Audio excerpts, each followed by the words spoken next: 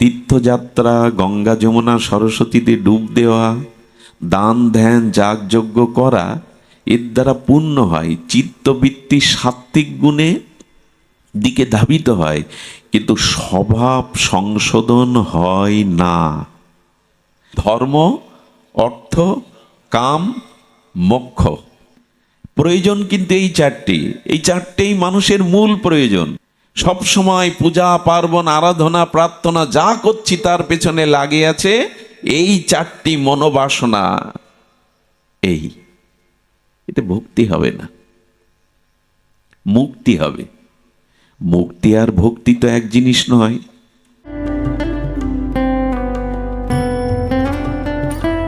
আপনারা দেখছেন Kundu media YouTube channel. Dayal Shri Nitai চাঁদের মহা অনুকম্পায় শ্রী শ্রী গান্ধার্বিকা গিরিধারীর অহৈতুকী করুণায়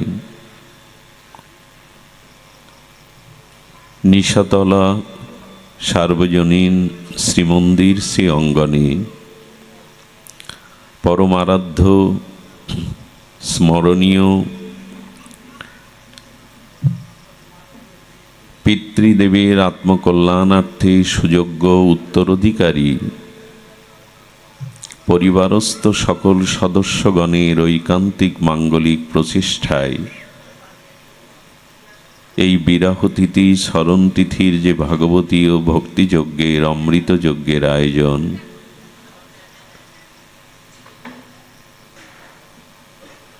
সেই আয়োজনে হরিকথার শুভারম্ভে অস্মাদীয় পরম আরাধ্য জীবনধন জীবন সর্বস্ব প্রাতঃস্মরণীয় পরম বন্দনীয় শ্রী শিল গুরু মহারাজের রাতুল আতুল চরণারবিন্দে পরার্ধ কোটি দণ্ডবত প্রণতি। সংকীর্তন আচার্যবৃন্দ, রসজ্ঞ অনুরাগী প্রেমিক ভক্তজন, মহন্তজন, সাধুজন, সুদীজন, শ্রদ্ধাশীলা ধর্মশীলা ধর্মমূর্তি দেবী মূর্তি মাতৃশক্তি মাতৃগণ, সকল ভক্তচরণে দিন অতি দিনে সশ্রদ্ধ দণ্ডবত প্রণতি।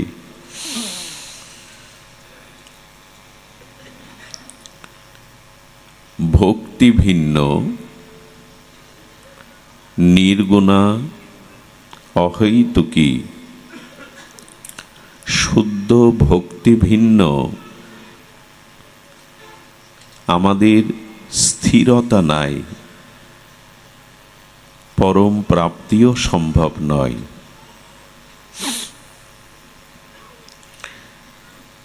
শুদ্ধ ভক্তি ভিন্ন, স্থিরতা, পরম প্রাপ্তি সম্ভব নয়। এই জন্য ভাগবত বলছেন যোগস্য তপস্য চৈব নাশস্য গতৈ অমলয়া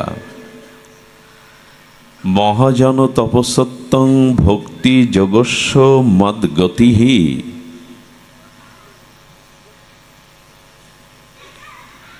যতদিন শুদ্ধা কেবলা নির্গুণা ভক্তি আর মহৎ অনুগ্রহে মহৎ কৃপায় আমরা প্রাপ্ত না হচ্ছি, ততদিন আমাদের স্থিতি আসবে না। স্থিতি বলতে আমাদের এই যে গতাগতি, মানে এই যে বারবার জন্ম, বারবার মৃত্যু, বারবার শোক তাপ জরা ব্যাধি, কখনো স্বর্গে কখনো নরকে, কখনো বা তপলোকে কখনো বা সত্যলোকে, সব জায়গা থেকে ফিরে আসতে হয়। এবং এই স্থানগুলোতে গেলে পেছনে একটা মৃত্যুরূপ কাল সর্প আমাকে তাড়িয়ে বেড়ায়। এর নাম অস্থিরতা। আর যেখানে জরা নেই, মৃত্যু নেই, ব্যাধি নেই, মৃত্যুরূপ সাপের অভিশাপ নেই, কাল সর্পের স্থিতি, পরম প্রাপ্তি, এটা ভক্তিযোগ ছাড়া সম্ভব নয়। অসুস্থ শরীর, কণ্ঠস্বর বিকৃতি হয়ে গেছে, একটু কষ্ট করে হলেও ধ্যান দিন। আমাদের স্থিরতা কোথায়?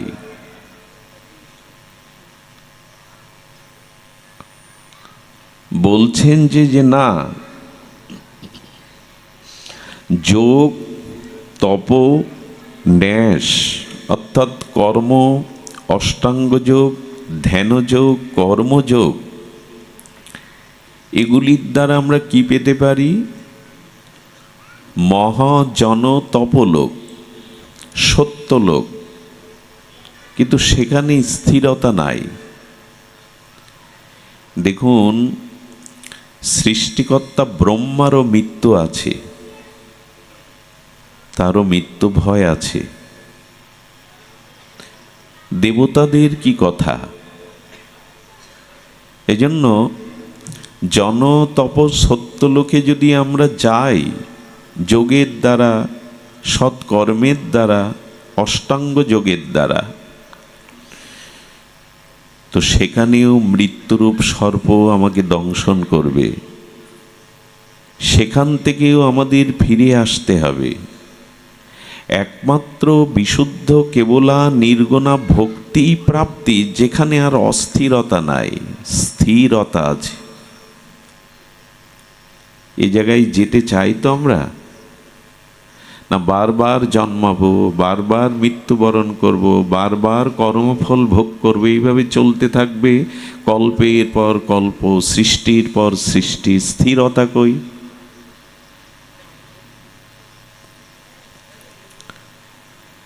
সেই কথাই ভাগবত বলছেন। এবং এই যে পরাগতি, শ্রেষ্ঠ গতি, পরাপ্রাপ্তি, এই যে চরম স্থিরতা,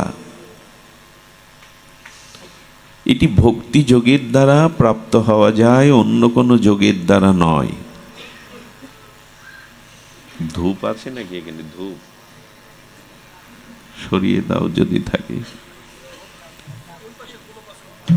গোলপ সরিয়ে দাও, গোলপ সরিয়ে দাও, গোলপটা একদম পিছনে দিয়ে নিবে।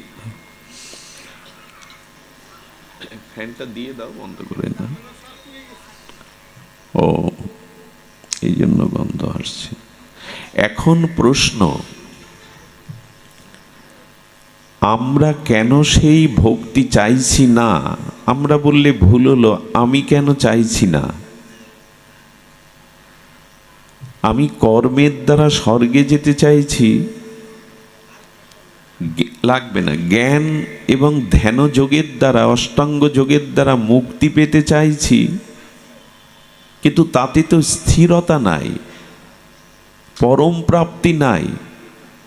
এটি শাস্ত্র থেকে, সাধুমুখের শাস্ত্রমুখে জানার পরেও আমি কেন সেই স্থিরতা চাইছি না? আমি কেন জীবের পরম মঙ্গল, অত্যান্তিক শ্রেয় চাইছি না? আপাত যা মধুর, আপাত যা প্রিয়, আমি সেটি চাইছি, শ্রেয় কেন চাইছি না? এই প্রশ্ন এসে দাঁড়াবে।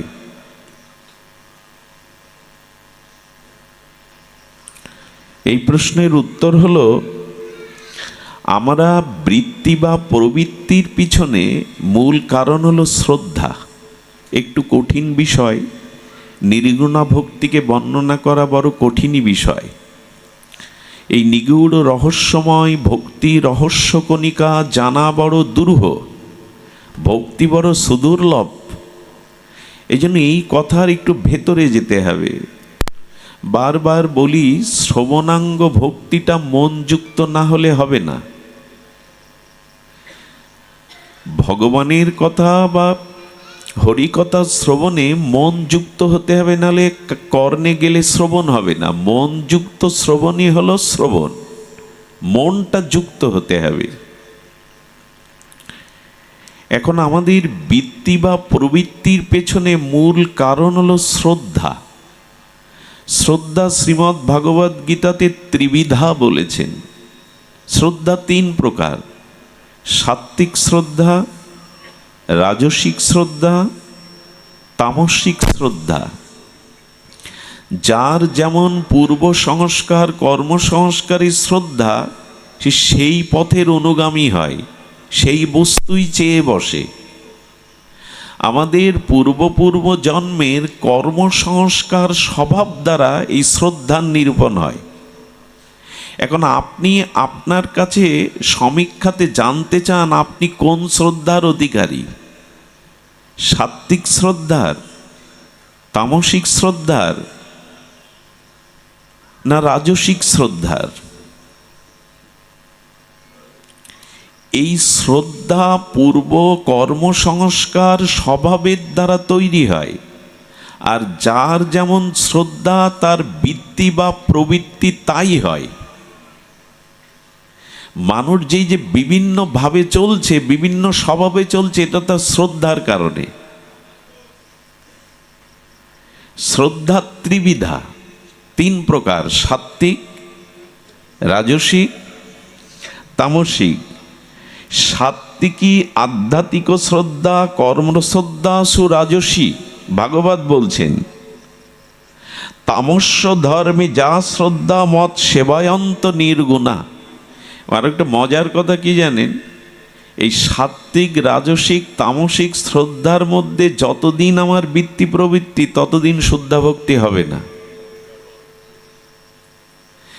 এই জন্য ভগবান তৃতীয় পাণ্ডব অর্জুনকে বলেছেন, তুমি ত্রিগুণাতীত হও। এই যে সাত্ত্বিক, রাজসিক, তামসিক, এই তিন গুণের ঊর্ধ্বে না উঠলে তুমি আমাকে পাবে না। আমরা কোন গুণের মধ্যে? আমরা শুদ্ধা ভক্তির জন্য ত্রিগুণ অতিক্রম করতে পেরেছি কি? এই প্রশ্ন আমাদের এখন উত্তর নিতে হবে ভাগবত থেকে।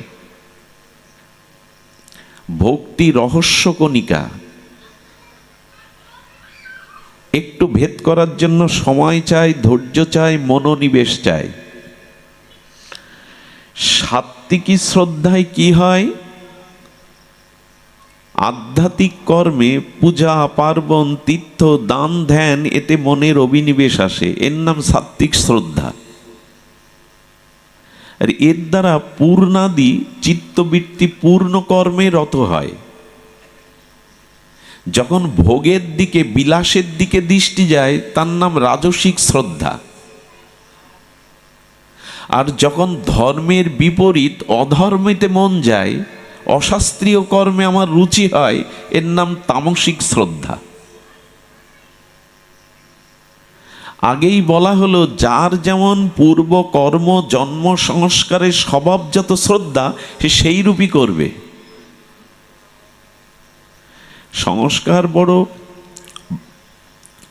সংস্কার বড় প্রভাব ফেলে। পূর্বেও শুনেছেন, একটা জন্তু জানোয়ারের বাচ্চা, তাতে একটা কুকুরের বাচ্চাকে জলে ফেলে দিন,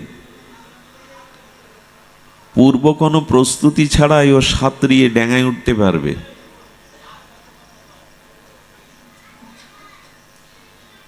ধ্যান দিন,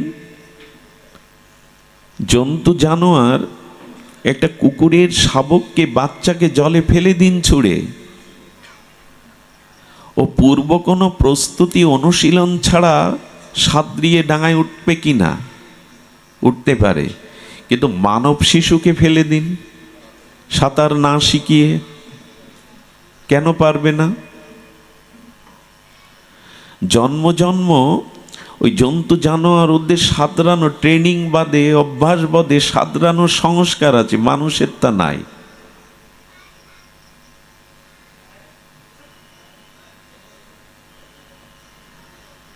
একটি শিশু ভূমিষ্ঠ হওয়ার পরে মায়ের বুকের অমৃত দুগ্ধ টেনে টেনে পান করে, ওইটা যে টেনে পান করতে হয় এই বুদ্ধি ওকে শেখানো লাগে না। ও বহু জন্ম মায়ের স্তন টান পান করে, এই অমৃত পান করেই বেড়ে উঠেছে, ওইটা ওর স্বভাবে সংস্কারে রয়ে গেছে, ওই বিদ্যাটা ওকে শেখাতে হবে না। তো পূর্ব জন্ম কর্মকৃত স্বভাব সংস্কারের দ্বারা যার যেমন শ্রদ্ধা, তার বৃত্তি প্রবৃত্তি ওই দিকেই যাবে। এগুলো জানতে হবে। ভাগবত কোনো শুধু গল্পগাথা নয়, আবেগের বস্তু নয়, সর্ব বেদান্ত শাস্ত্রের সার, আধ্যাত্ম প্রদীপ। এই জন্য সাত্ত্বিক শ্রদ্ধার দ্বারা সদ্বৃত্তি দিকে মন চলে যায়।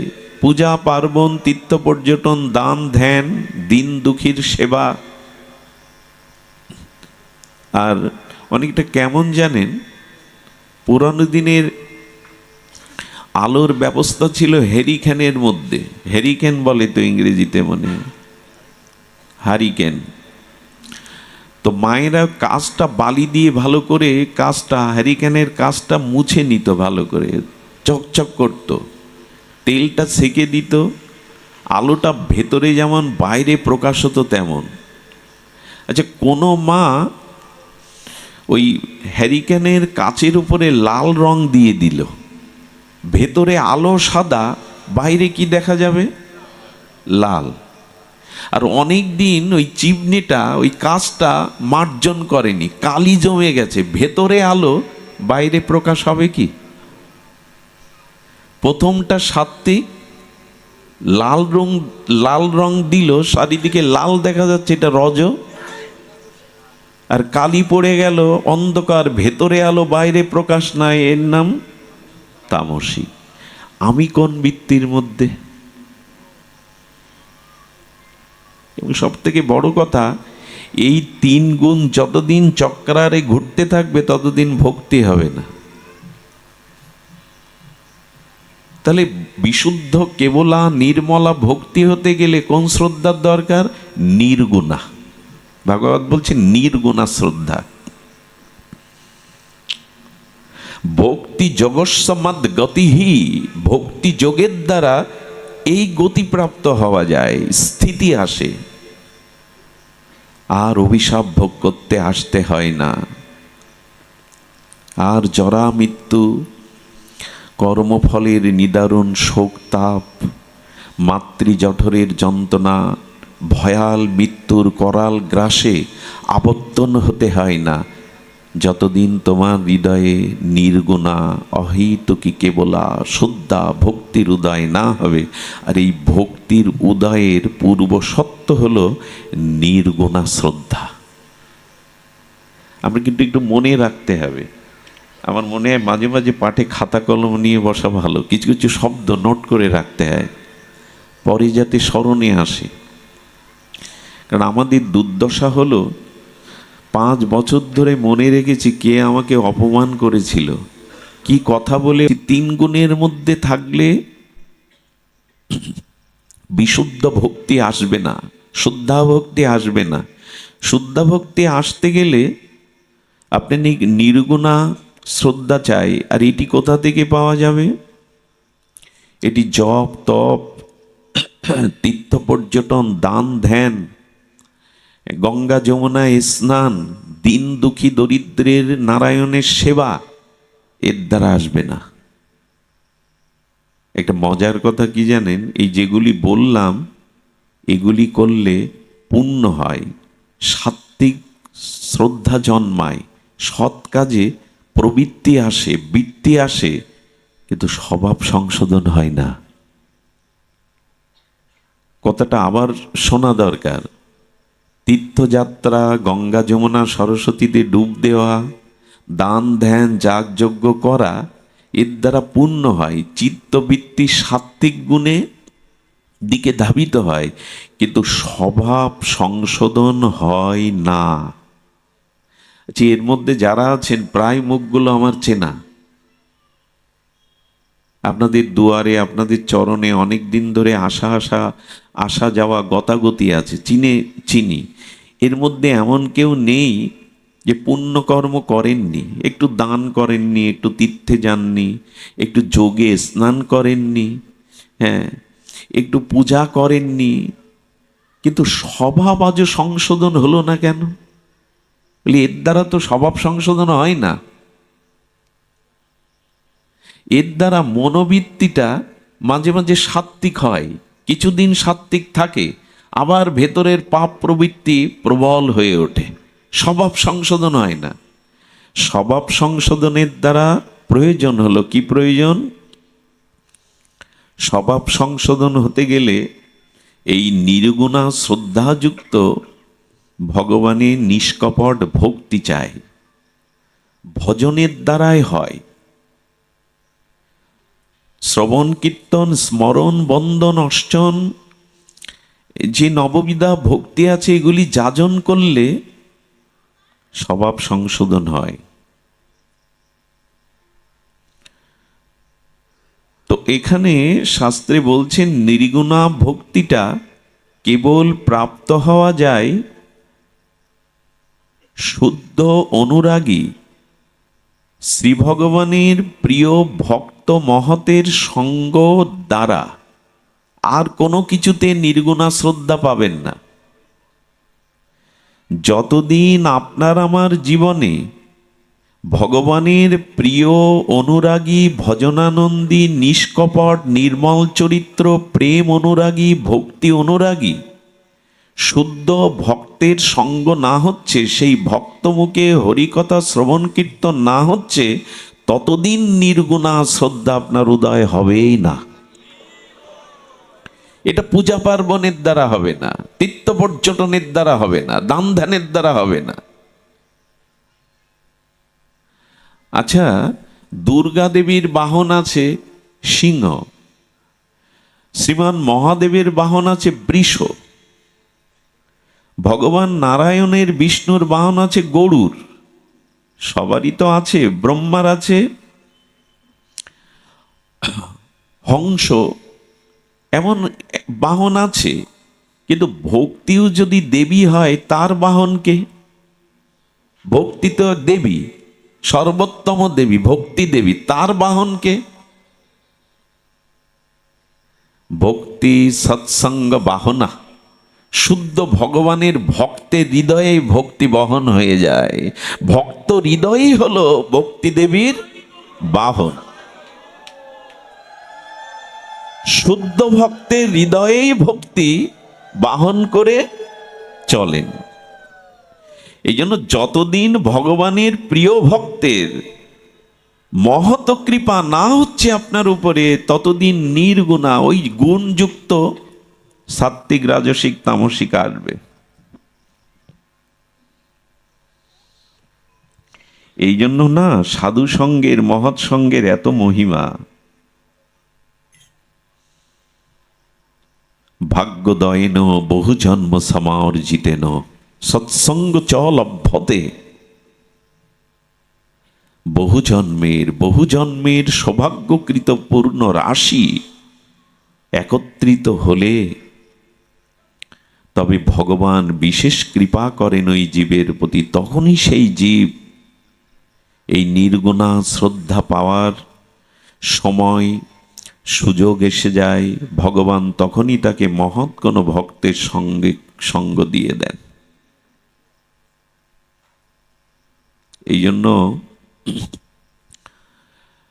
দুর্লভ, ভগবান দুর্লভ নয়, ভগবানের প্রিয় কোনো ভক্ত দুর্লভ। এই মহৎ কৃপা মহৎ অনুগ্রহ বিনা ভক্তি হবে না। চৈতন্য চরিতামৃতে বলা আছে, কবিরাজ কৃষ্ণ গোস্বামী এই পয়ারে জানিয়েছেন, মহৎ কৃপা বিনা কোনো কার্যে ভক্তি নয়। মহৎ কৃপা ছাড়া কোনো কার্যে ভক্তি আপনার আসবে না। কৃষ্ণ ভক্তি রহুক দূরে। আরে মহৎ সঙ্গ, মহৎ শ্রীমুখে হরিকথা প্রসঙ্গ, মহৎ অনুগ্রহ কৃপা ব্যতীত সংসারেও ক্ষয় হবে না, তোমার আসক্তির ক্ষয় হবে না। ভক্তি তো অনেক দূরে। এই জন্য আচ্ছা, মহৎ সঙ্গ হবে যদি ব্যাকুলতা থাকে আপনার ভিতরে, যদি ব্যাকুলতা থাকে, কবে মহৎ সঙ্গ পাব, কবে শুদ্ধ ভক্ত সঙ্গ পাব? যার স্পর্শে নির্গুণা শ্রদ্ধার উদয় হবে, আর মহৎ অনুগ্রহ করুণায় আমার এই শ্রদ্ধা ভক্তি আমি বুঝব। দেহ ধর্মে ভেদ আছে, এখানে প্রত্যেকের দেহ আলাদা আলাদা, রুচি আলাদা, স্বভাব আলাদা, কিন্তু ভক্তি বা আত্মিক তত্ত্বে ভেদ নাই। এখানে আমাদের স্বভাব, কর্ম, চেহারা, অন্যান্য দিকগুলো সব ভিন্ন, কিন্তু আত্মাগুলো কি ভিন্ন? এখানে যারা আছেন তাদের ভিতরে যে আত্মা আছে, চিৎ আত্মা, এ কি ভিন্ন ভিন্ন? আত্মতত্ত্বে, ভক্তি তত্ত্বে ভেদ নাই, ভেদ শুধু দৈহিক বিষয়ে। এই জন্য ভক্তির গরিমা মহিমা, ভক্তি মহারানীর এই অদ্বিতীয়া যে তার মহিমা, এটি কেন কেন জানেন? নির্গুণা শ্রদ্ধার দ্বারা, মহতের অনুগ্রহের দ্বারা আপনি তখন শুদ্ধা ভক্তি বুঝলেন। বুঝলেন মানে শুদ্ধা ভক্তি বুঝলাম কি করে? বুঝবার উপায় দেখুন, জ্বর মাপতে থার্মোমিটার লাগে, আর আপনি শুদ্ধা ভক্তির প্রগতির পথে আছেন কিনা তার থার্মোমিটার এখানে ভগবত বলছেন। কি দিয়ে বুঝবেন যে আপনি শুদ্ধা ভক্তি যাজন করছেন, শুদ্ধা ভক্তির পথে এসেছেন?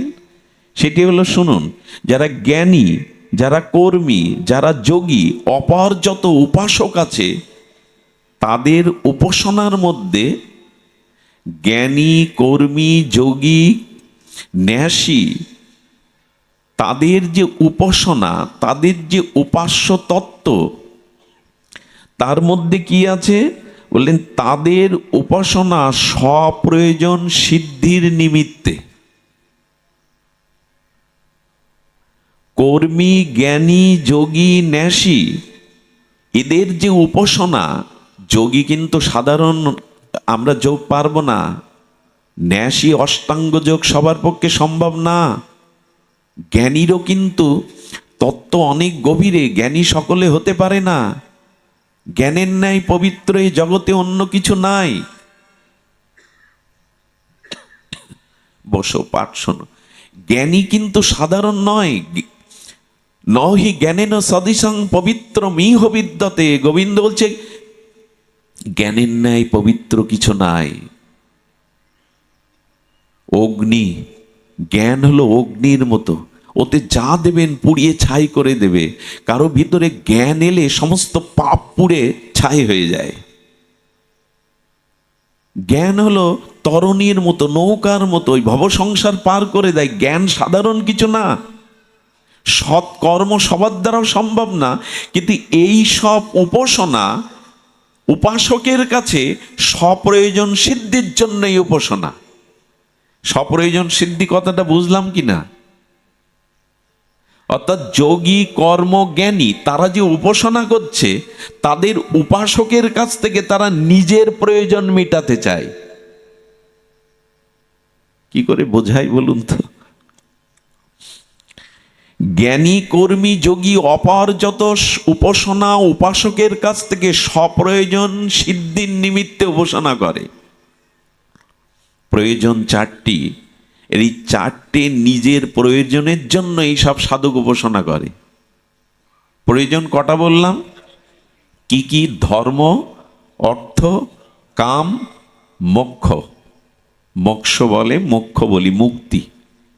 প্রয়োজন কিন্তু এই চারটি, এই চারটেই মানুষের মূল প্রয়োজন। একে বলে পুরুষত্ব চতুষ্টয়। নিখিল শাস্ত্রে, বেদে বলুন, পুরাণে বলুন, উপনিষদে বলুন, এই কথাইগুলি প্রাপ্তির কথা বলা আছে। ধর্ম, অর্থ, কাম, মোক্ষ। জ্ঞানী, কর্মী, যোগী, ন্যাসী, তারা যে উপাসনা করেন, তারা উপাস্যের কাছ থেকে এই চারটি নিজের প্রয়োজন মিটাতে চান। তো যতদিন উপাসনার দ্বারা উপাসকের কাছ থেকে নিজের স্বপ্রয়োজন মিটাবেন, ততদিন ভক্তি হবে না। আহারে, ততদিন ভক্তি হবে না। আচ্ছা, অর্থ কার জন্য? ভগবানের জন্য না আমার জন্য? একটু কথা বলতে হবে এবার। অর্থ কার জন্য? ভগবানের প্রয়োজন না আমার প্রয়োজন অর্থের? ধর্ম কার প্রয়োজন? ভগবানের জন্য না আমার? কামনা বাসনা পুরাণ কার প্রয়োজন? ভগবানের কি কামনা বাসনা আছে? আপ্তকাম, পুণ্যকাম, সরাট বিভু চৈতন্যময়, তার তো অপূর্ণতা নেই। তার কোনো কামনা বাসনার প্রয়োজন নাই। তাহলে কাম কামনা পূরণ আমার জন্য, ধর্ম আমার জন্য, অর্থ আমার জন্য, আর পরকালে যাতে নরকে না যায়, মুক্তি পায়, সেটাও নিজের সুখের জন্য। স্বসুখ প্রয়োজনে, নিজের প্রয়োজনে যে উপাসনার দ্বারা উপাসকের কাছ থেকে এই চারটি বস্তু চেয়ে নেই, তাতে ভক্তি হয় না। আর এই চারটেই আমরা চেয়ে বসি সব সময়। পূজা পার্বণ আরাধনা প্রার্থনা যা করছি তার পেছনে লাগে আছে এই চারটি মনোবাসনা। এতে ভক্তি হবে না, মুক্তি হবে। মুক্তি আর ভক্তি তো এক জিনিস নয়। মুক্তি মানে চিনি হওয়া, আর ভক্তি মানে চিনি আস্বাদন করা, খাওয়া। মুক্তি মানে জন্ম নেই, মৃত্যু নেই, অনুভূতি নেই, আনন্দ নেই, সেবা নেই, একটা স্থায়ী আনন্দ। জন্ম মৃত্যু নেই তো কর্মফল নেই, স্থায়ী আনন্দ। আর ভক্তি মানে বারবার জন্মাবো, বারবার তোমার সেবা আনন্দ পাবো, বারবার তোমার রস আস্বাদন করব। চিনি হওয়া আর চিনি খাওয়া, কোনটা চান? লাভ কোনটা? চিনি হয়ে যাওয়া? তাহলে তো আস্বাদন থাকলো না।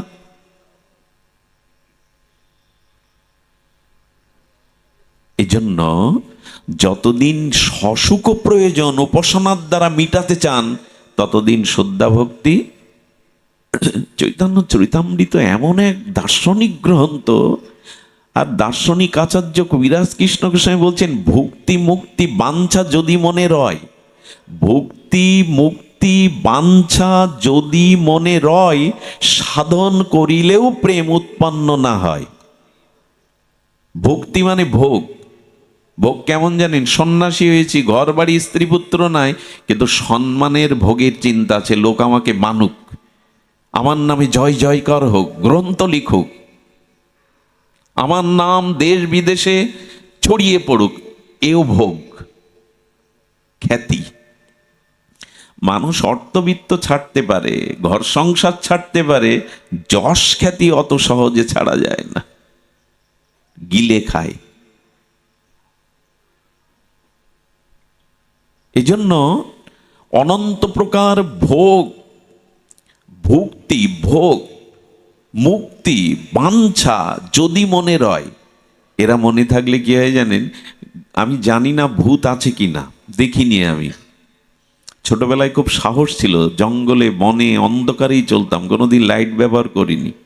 ভূত দেখার জন্য মাঝে মাঝে ভয় পাওয়া জায়গাও যেতাম, কিন্তু পাইনি আমি। তবে ভূত নাকি আছে, কারো ঘাড়েও লাগে।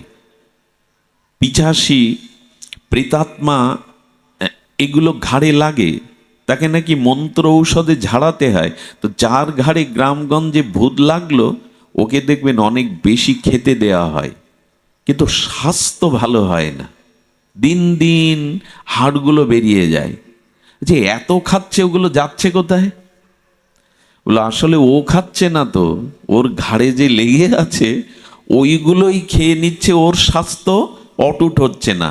তা কারো মধ্যে ভজন সাধন করেও যদি যশ খ্যাতি পূজা প্রতিষ্ঠা মুক্তি মান সম্মান এইসব ভুক্তি মুক্তির পিশাচি থাকে, তবে আপনার ভক্তি খেয়ে ফেলবে, ও ভক্তি দেবে না। এটা জানা আমাদের খুব প্রয়োজন। আমরা তো ছুটছি, শুধু ছুটছি উল্কার মতো। জানা প্রয়োজন যে শুদ্ধা ভক্তির মহিমা। এই জন্য স্বপ্রয়োজন সিদ্ধির নিমিত্তে আমাদের উপাসনা। এই জন্য আমরা আটকে যাই, আমরা ব্রজে যেতে পারি না, আমরা ভক্তি লাভ করতে অসমর্থ, কারণ আটকে যায়। যশ খ্যাতি পূজা প্রতিষ্ঠা অর্থ সম্পদ মুক্তি বাসনা এগুলো আটকে দেয়, যেতে দেয় না। আমরাও আটকে গেছি এর মধ্যে। এই জন্য ভক্তি সকলেই চায় না কেন? শুদ্ধা ভক্তগণের উপাসনা কেবল এই দেখুন, এইবার ভক্তির উপাসনা কাদের? শুদ্ধা ভক্তির থার্মোমিটারে জ্বর মাপা যায়, আমরাও মেপে নিই। শুদ্ধা ভক্তির লক্ষণ কি?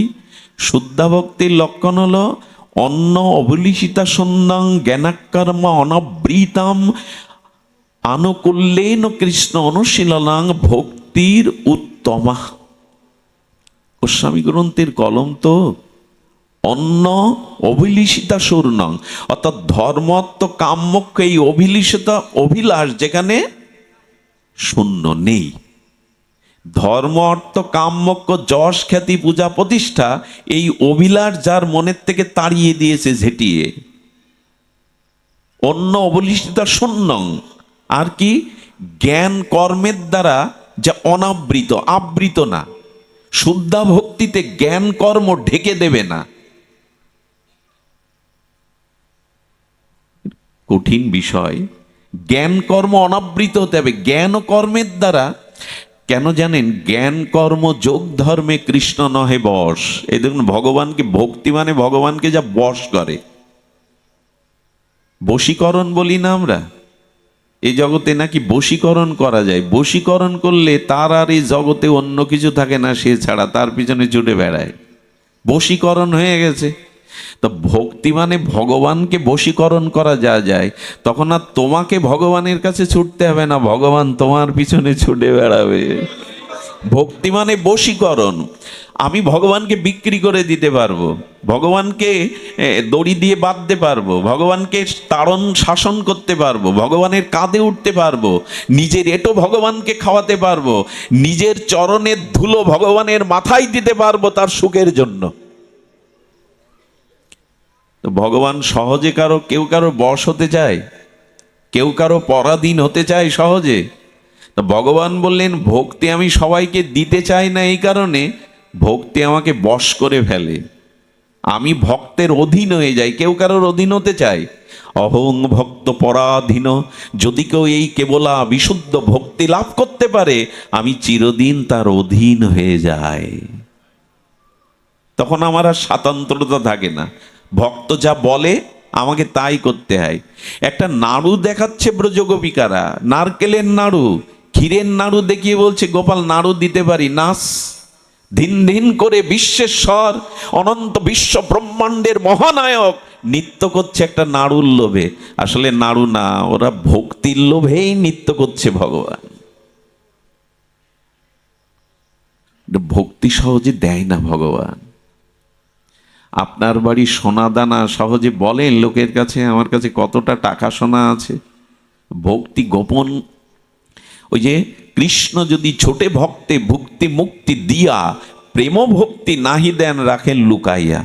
গোবিন্দ বলছে যা নেবে নাও, মুক্তি নেবে, অর্থ নেবে, মান নেবে, ইন্দ্রের পদ নেবে, ব্রহ্মপদ নেবে, সব দিয়ে দেবো, কিন্তু ভক্তি লুকিয়ে রেখেছেন, দিতে চান না।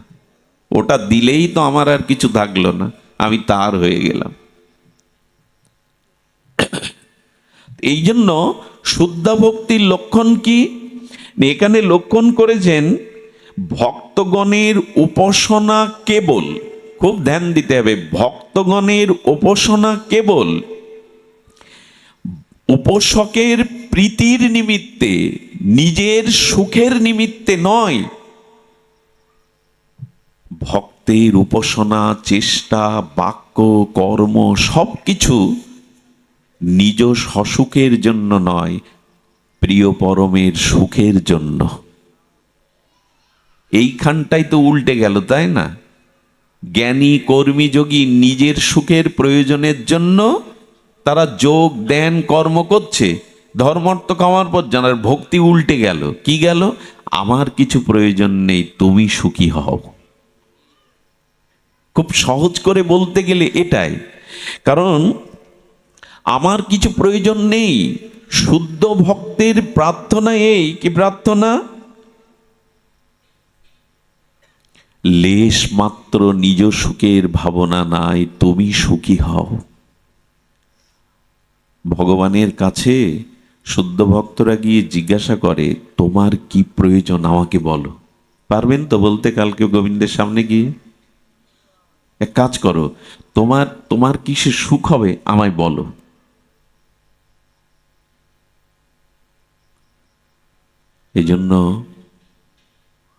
এজন্য প্রিয় পরমের সুখ ভাবনা ছাড়া নিজের কোনো সুখের লেশ মাত্র যেখানে অভাব, এরই নাম শুদ্ধা ভক্তি। তোমার কি প্রয়োজন বলো? তুমি কিসে সুখী হবে? ইহকালে পরকালে তোমার কাছে কারো কাছে নিজের সুখ চাই না, তুমি সুখী হও। এটাই হলো ভক্তির পরিভাষা। এইটা শুদ্ধ ভক্তের সঙ্গ ছাড়া, এই কেন বলেছি জানেন, ভক্তি ছোঁয়াচে রোগ।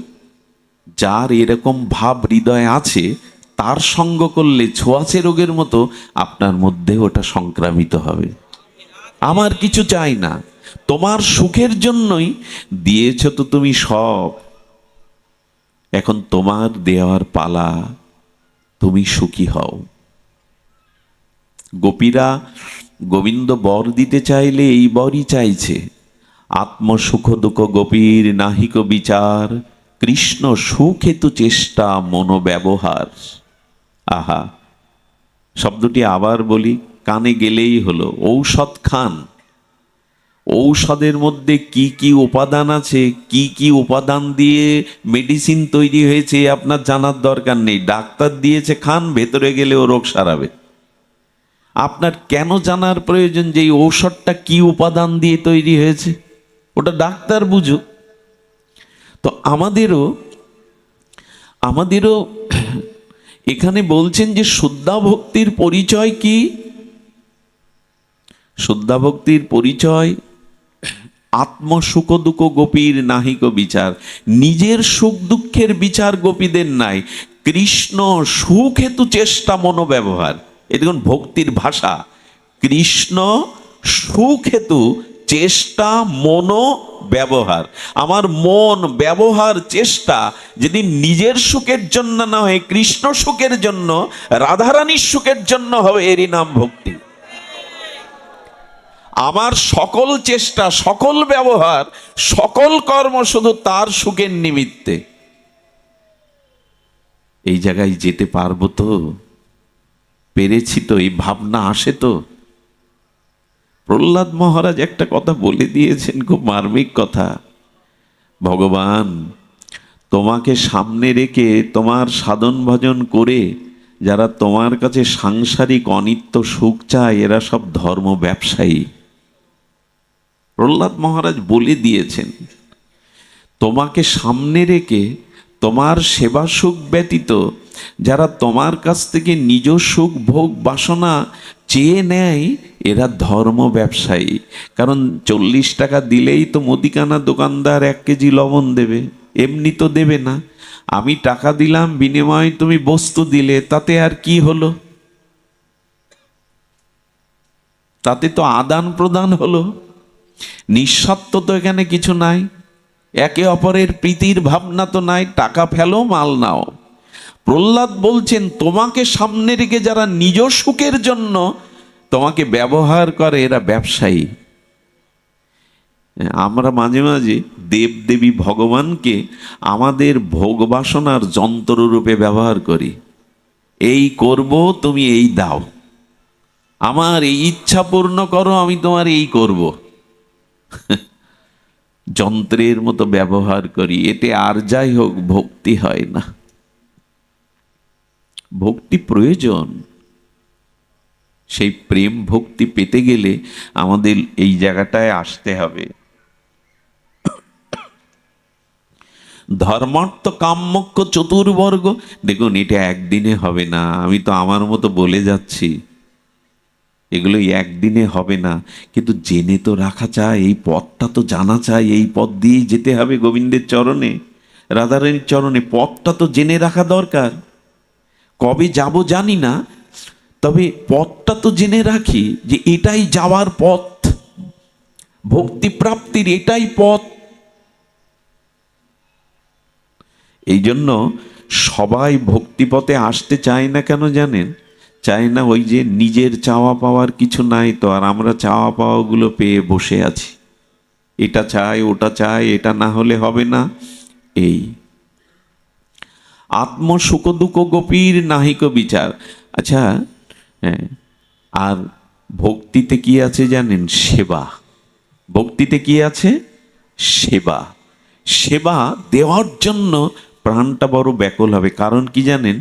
যে যাকে ভালোবাসে, খুব মন থেকে ভালোবাসে, তাকে হাতে করে সেবা করতে খুব স্বাদ হয়। দেখবেন এই ভালোবাসার একটা লক্ষণ এটা। দেখবেন যে যাকে ভালোবাসে মন থেকে, তাকে সেবা করতে তার খুব স্বাদ হয়। সেবা যেখানে নাই, আমি লিখে দিতে পারি পাথরে, সেখানে ভালোবাসাই নাই।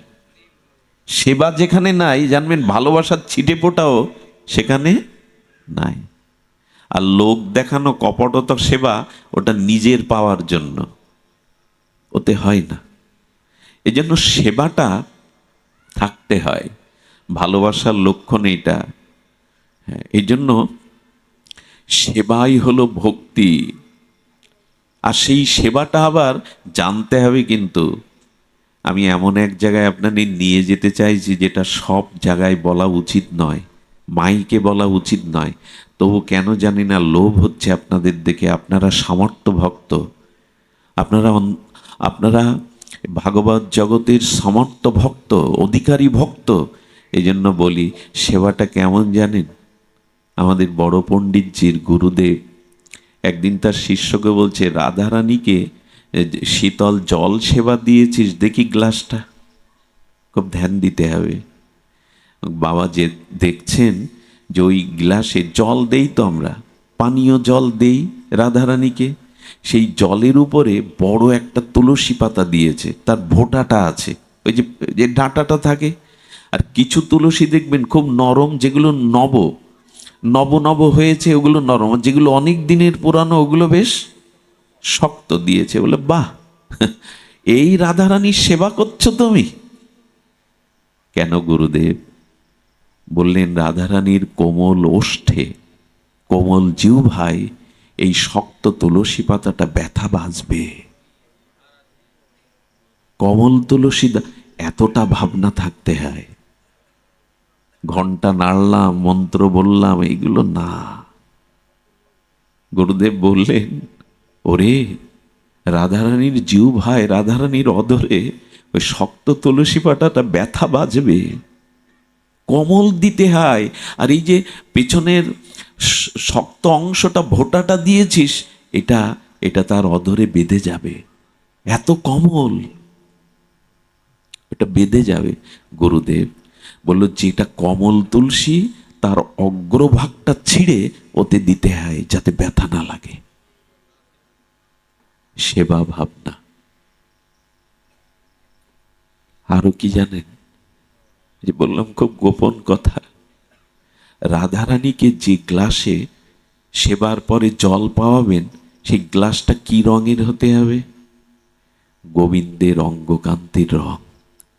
দেখবেন যে যাকে ভালোবাসে, সেই ভালোবাসার মানুষটা যে রঙকে ভালোবাসে, ওই মানুষটা ওই রঙকে ভালোবাসতে শুরু করে। ওই রং দেখলে তার পছন্দ হয়। বোঝা যায়? আমি যাকে ভালোবাসি, সে যে রংটা ভালোবাসে, ওই রংটা আমারও প্রিয় হয়ে যায়। ভালোবাসার মানুষের সব কিছু প্রিয় লাগে, লাগে কি না? যে যাকে ভালোবাসে তার সব ভালো লাগে, ওর মধ্যে ভালো লাগা ছাড়া কিছু লাগে না। আমাদের প্রখ্যাত মানবেন্দ্র মুখোপাধ্যায়, ভারতের এই প্রখ্যাত প্রতিযোজসা শিল্পী, ওনার একটা গানে একটা লাইন আছে, প্রিয়ার কি রূপ সেই জানে যে কখনো ভালোবাসে।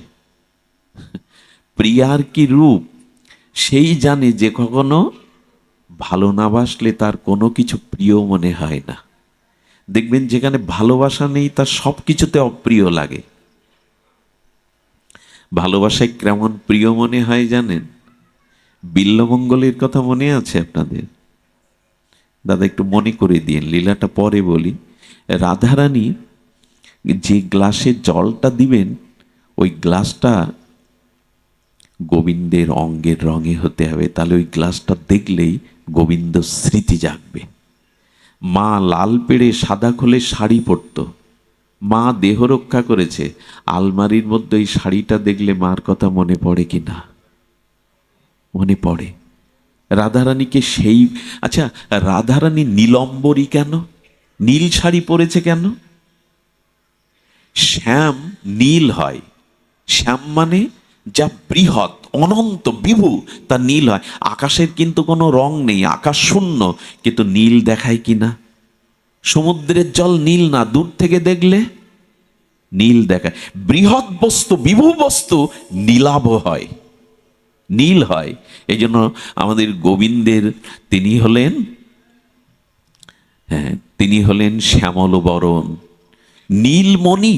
গোবিন্দ হলেন নীলমণি। এই জন্য রাধারানী নীলাম্বরী, নীল রঙের শাড়ি পরেছে, যাতে গোবিন্দের অঙ্গ কান্তিটা আমার গায়ে লেগে থাকে, গোবিন্দের অঙ্গ কান্তিটা যেন আমাদের অঙ্গে মিশে থাকে। আহারে,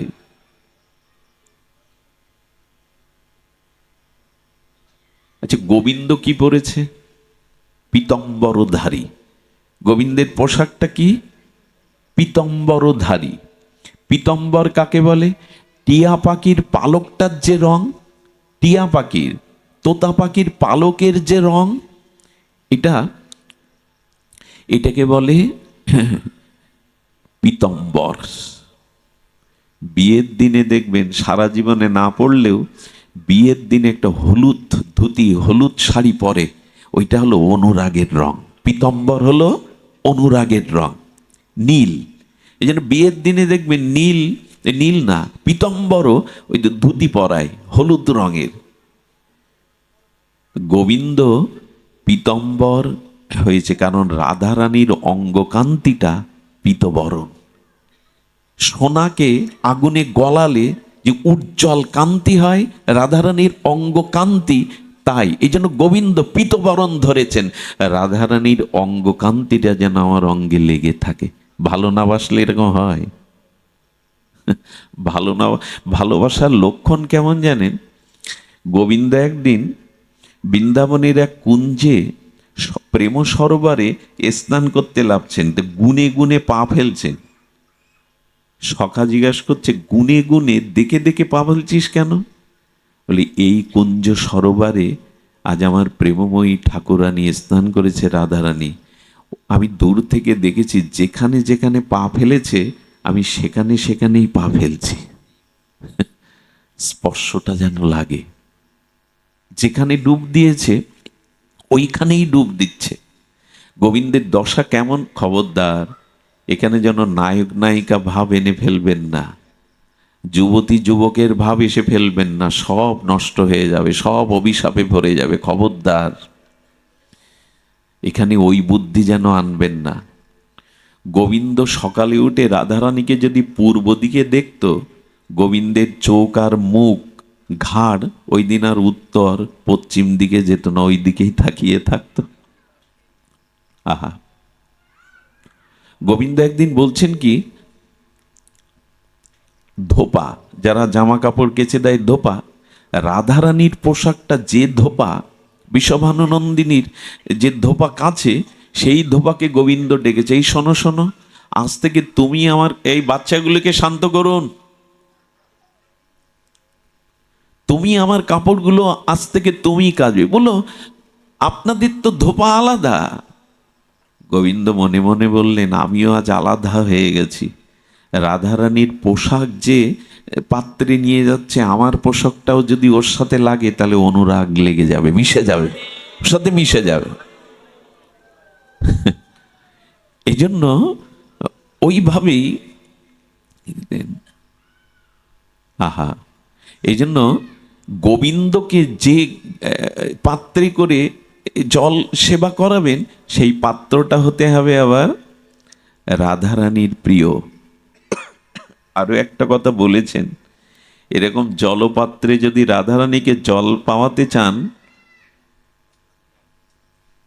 ওই বাচ্চাটা কার? কেউ নেই এখানে? যদি যদি জল পাওয়াতে চান, কি করতে হবে জানেন?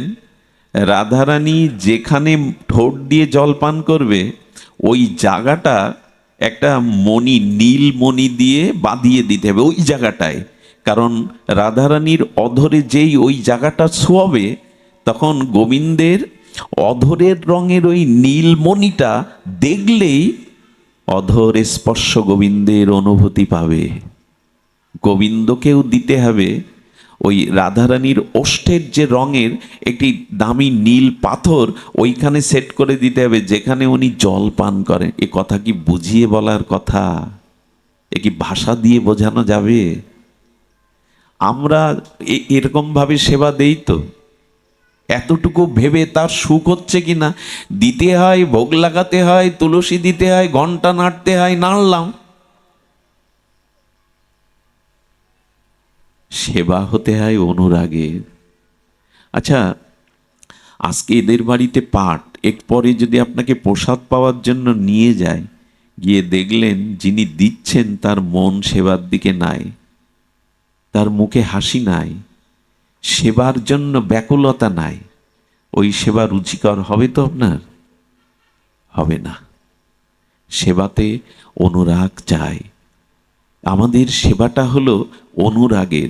এই ভক্তিতে এই সেবাই শুধু আছে, সেবাটাই ভক্তির পরিচয়। প্রাণ ঢালা সেবা, সেখানে নিজ সুখের কিছু নাই। আত্মসুখদোক গোপীর নাহিক বিচার, কৃষ্ণ সুখ হেতু চেষ্টা মনোব্যবহার। রাধারানীর দেহটা তো প্রেম ক্রমে বাড়ি হয়, স্নেহমান প্রণয়, রাগ অনুরাগ ভাব মহাভাব হয়। সেই মহাভাব স্বরূপিণী রাধা ঠাকুরানী, কৃষ্ণ গুণখনি কৃষ্ণ কান্তা শিরোমণি। প্রেম ক্রমে বেড়ে কি হয়, আখটা যখন রস করলেন তখন আখের যে অংশটা, ওই ছালটা অংশটা বাদ গেল, রস দেখছেন, আখ দেখছেন না। রসটা আরো গাঢ় করে জাল দিলে গুড় দেখছেন, রস দেখছেন না। গুড়টা আরো কিছুক্ষণ জাল দিলে দানা পড়ে চিনি হয়ে যাচ্ছে, তখন গুড় দেখছেন না। চিনিটা আরো গাঢ় জাল দিলে মিশ্রি হয়ে যাচ্ছে, সীতা মিশ্রি, তখন আর আখও কোথায়, আখের সিটিও কোথায়, রস কোথায়? ওর মধ্যেই একটার পর একটা উন্নত অবস্থায় গেছে।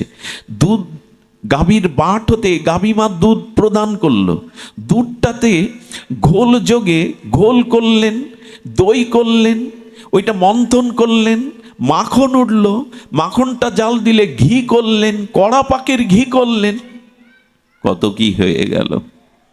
তেমনি প্রেম ক্রমে বাড়ি হয়, স্নেহ মান প্রণয়, রাগ অনুরাগ মহাভাব হয়। সেই মহাভাব স্বরূপিণী রাধা ঠাকুরানী, কৃষ্ণ গুণখনি কৃষ্ণ কান্তা শিরোমণি। রাধারানীকে কৃষ্ণ বাঞ্ছা পুত্তিরূপ করে আরাধনে, অতএব রাধিকা নাম পুরানো বাখানে। রাধারানীকে যে কৃষ্ণ বাঞ্ছা পূর্ণ করেন, অন্য বাঞ্ছা তার নাই। নিজ কোনো কৃষ্ণ বাঞ্ছা পূর্তিরূপ করে আরাধনে, অতএব রাধিকা নাম পুরানো বাখানে। কৃষ্ণ বাঞ্ছা ছাড়া নিজের কোনো বাঞ্ছা রাধার নাই। আচ্ছা, কৃষ্ণের বাঞ্ছাগুলো জানবে কি করে? একটা কথা বলি, সেবা করতে গেলে বলে কয়ে সেবা হয় না। আমরা চেয়ে পাই না তো আর বলে কয়ে। হ্যাঁ, এক গ্লাস জল দাও তো মনে নেই, বলে কয়ে সেবা হয়। সেবা কে জানে জানেন? বলবে না, কিন্তু তার প্রয়োজনটা যথাসময়ে তার কাছে দেওয়া। এ কি হয়? তার মনের প্রয়োজন আমি জানবো কি করে? আমার কথা কি শুনছেন না? ঘুম পাচ্ছে, কথা ঘুম পাড়ানি কথা, এ কথা সবার মস্তকে ঢুকবে না। আমরা যে জায়গায় গেছি, এ খুব উন্নততর জায়গা, বিশুদ্ধ ভক্তির ব্রজভক্তির জায়গা। আপনার মনের কি বাঞ্ছা বলবেন না মুখে, আমি জানবো কি করে? হলো শিশু সন্তানের ক্ষুধা পেয়েছে কিনা, তার মলমূত্র ত্যাগের সময় হয়েছে কিনা, মা বোঝে কি করে? বোঝে কিনা মা? মুখ দেখে বুঝে নেয় কিনা? মা বোঝে কেন জানেন? গর্ভে ধারণ করেছে তো, মা নারীর সাথেই তো বেড়ে উঠেছে ও। মা কিছুটা জানে ওর কখন ব্যথা, কখন ক্ষুধা কি লাগছে। তো সেবা করতে গেলে বলে কয়ে হয় না, এইটা দাও ওইটা দাও এই করো, বলে কয়ে কি সেবা হয়? তো রাধারানী কৃষ্ণের কি বাঞ্ছা, এটা কৃষ্ণ মুখে বলতো না। কৃষ্ণের অন্তরে যখনই কোনো বাঞ্ছা জাগত, সেই সাথে সাথে রাধারানীর হৃদয়ে বাঞ্ছাটা জেগে যেত। কি করে বোঝায়? আচ্ছা, কর্পূর, সুগন্ধি কর্পূর জলে মিশিয়ে দিলেন, কর্পূরের দানাগুলো জলে আর খুঁজে পাওয়া যাবে? কর্পূরটা কি হলো? বাসিত হলো, অর্থাৎ ওই জলের প্রতিটি বিন্দুতে কর্পূরের সুগন্ধটা মিশে গেল। কর্পূর দেখা গেল না, কিন্তু জলবিন্দুতে কর্পূরের সুগন্ধটা মিশে গেল। ঠিক তেমনি কারো মন, দুই মন যখন এক মন হয়ে যাবে, দুটো মন যখন এক হয়ে যাবে, তখন আপনার মনে যা যা ইচ্ছা জাগছে, সাথে সাথে আমার মনেও জেগে যাবে। রাধারানীর মন কোথায়? নিজের কাছে। গোবিন্দ বলছেন, দেখো আমার সব আছে, ভক্তগণ তোমরা যদি আমাকে কিছু দিতে চাও, ঐশ্বর্য দিও না, কারণ লক্ষ্মী আমার চরণ সেবা করছে, আমার ধন জন ঐশ্বর্য কি দরকার? আমার অভাব একটা। আচ্ছা, শীতকালে যার কাঁথা নেই তাকে কাঁথা দিলে সুখ হবে কিনা? গরমকালে কাঁথা দিলে সুখ হবে, বিরক্ত হবে। ঠিক তেমনি যার যে বস্তুর অভাব তাকে তাই দিতে হয়। গোবিন্দ বলছেন, আমাকে যদি দিতে চাও, আনন্দ দিতে চাও, আমার একটা বস্তুর অভাব, ওইটাই দাও। বলি, তোমার আবার অভাব কি? তুমি পূর্ণ ব্রহ্ম, তুমি সরাট বিভু, তুমি পূর্ণ থেকে পূর্ণতরতম, পূর্ণমিদাং পূর্ণত্ব পূর্ণ মুদর্শতে পূর্ণস্য পূর্ণ মাদয়া পূর্ণ, সবই পূর্ণ, তোমার আবার অভাব কি? বলে, আমার একটা জিনিস চুরি হয়ে গেছে, আমার মন রাধারানী চুরি করে নিয়ে গেছে, পারলে তোমার মনটা আমায় দাও। রাধারানী গোবিন্দের মন চুরি করেছেন, আর গোবিন্দ রাধার। দুই মন এক না হলে আমরা যদিও বলি, কি বলি, বিয়ের মন্ত্র কি বলি, যদি দং হৃদয়ং তব তদিদং হৃদয়, মুখে বলি 1 বছর পরে ডিভোর্স। মুখে বলি তোমার মন আমার হোক, আমার হৃদয় তোমার হোক, এই বলেই তো বিয়েতে পড়ছে, হয় নাকি? ছেড়ে দেবো? এই বলেই তো বিয়েতে বসতে হয়। কত লাল সুতো বাঁধে, একটা গামছা দেয়, আবার ওতে বন্ধন দেয়, গিট দেয়, কিন্তু দেখা গেল মন এক হয়নি। এই জন্য দুটি মন এক হবে, তবেই তো ওই মনের সংবাদ আমি বুঝবো। তা মন ভগবানকে দিয়েছেন তো, যে ভগবানের মনে কি ইচ্ছা ওটা আপনার মনে জাগবে না বলতে। যমজ সন্তান যারা, তাদের দেখবেন একজনের জ্বর হলে আর একজনের গায়ে জ্বর আসে। একই নাড়িতে ছিল তো, একই গর্ভে ছিল তো, সিমটমগুলো একই সাথে আসে, একজনের হলে আর একজনের হয়। দুটো মন যখন এক হয়, এই জন্য তো দুহ মন মনোভাব পেশালো জানি, বলো দুটো মন এক হয় কি করে? পারদ যে গেছেন তো, পারদ আর পারদ আর গন্ধব চূর্ণ। দেখুন, কিছু বস্তু আছে মিশতে চায় না, কিন্তু পারদ আর গন্ধব চূর্ণ, পারদ বুঝেছেন তো, আর গন্ধ, এ দুটো মেশে না, কিন্তু খুব বেশি করে শিলে দিয়ে পেষণ করতে করতে করতে করতে পারদ আর গন্ধব চূর্ণ পেষণ করতে করতে করতে একটা অভূতপূর্ব জিনিসের তৈরি হয়, কজ্জলি, কাজল। ওই দুটো মিশে, যেমন দুটো মন যখন এক হয়ে যায়, তখনই আপনার মনের সংবাদ কি প্রয়োজন এটা আমার। এই জন্য কৃষ্ণ বাঞ্ছা পুত্তিরূপ করে আরাধনে, অতএব রাধিকা নাম পুরানো বাখানে। রাধা নাম কেন? যে কৃষ্ণের যা বাঞ্ছা উনি তাই পূর্ণ করেন। রাধারানী শুধু, রাধারানীর দেহটা তো মহাভাব দিয়ে গড়া, মাদনাক্ষ মহাভাবময়ী, কিন্তু রাধারানী কৃষ্ণ বিরহে বলছেন, ললিতা বিশাখারে, আমার প্রাণ হয়তো কৃষ্ণ বিরহে আর থাকবে না। ওষ্ঠাগত প্রাণ, প্রাণ মাঝে মাঝে মূর্ছিত হয়ে যায়, কারণ শোকের শেষ পরিণতি হলো মৃত্যু। খুব গভীর শোক পেলে নিদ্রা হয় না, ভুল বকে, তাই না? শরীর উত্তপ হয়, নিশি জাগরণ হয়, শেষ পর্যন্ত প্রাণ বিয়োগ হয়ে যায়। রাধারানী বললেন, আমার প্রাণ যদি চলে যায়, তবে এই পঞ্চত্ব, রাধারানীর দেহটা তো প্রেম দিয়ে গড়া, কিন্তু মনে মনে ভাবছেন, ক্ষিতি অপ্তেজ মরুদ্বম, এই পঞ্চত্ব যেন গোবিন্দের সেবায় লাগে। মৃত্যুর পরেও বলছেন, আমার 5টা বস্তু যেন গোবিন্দের সেবায় লাগে। মৃত্যুর পরেও, মৃত্যু কে আছে রাধারানীর, কিন্তু মনে মনে এই ভাবনা। ললিতা বলছে, কি বললো, আমার দেহের যে জল অংশটা আছে, ওটা যে সরোবরে আমার প্রাণবধূ স্নান করবে, আমি সেখানে মিশে থাকবো, যাতে তার দেহে শীতলতা দিতে পারি। আচ্ছা, এই ভাবনা আসে আমাদের? আমার মৃত্যুর পর আমার দেহের যে জলীয় অংশটা, ওটা প্রাণবধূ গোবিন্দ যেখানে স্নান করবে, সেই সরোবরে শীতল জল হয়ে আমি তার দেহে শীতলতা সেবা দেব। আর আমার দেহের যে মাটি অংশটা, আমি সেইখানেই মাটি হয়ে থাকবো যেখানে আমার প্রাণবধূ চরণ দিয়ে ওইখানে হাঁটবে, তার চরণে স্পর্শে সুখ দেব আমি।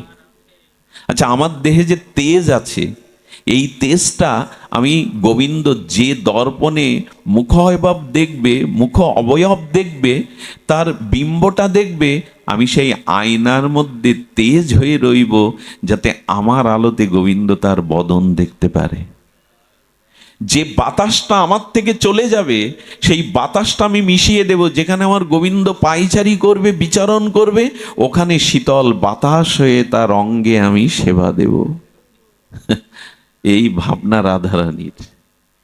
আহারে, এই জন্য বলছেন কৃষ্ণ সেবা বাঞ্ছায় আমাদের ভক্তির পরিচয়। নিজের কোনো চাওয়া পাওয়া নাই। নিজের কাছে চাওয়া পাওয়া রাখলে ভক্তি বঞ্চিত হব।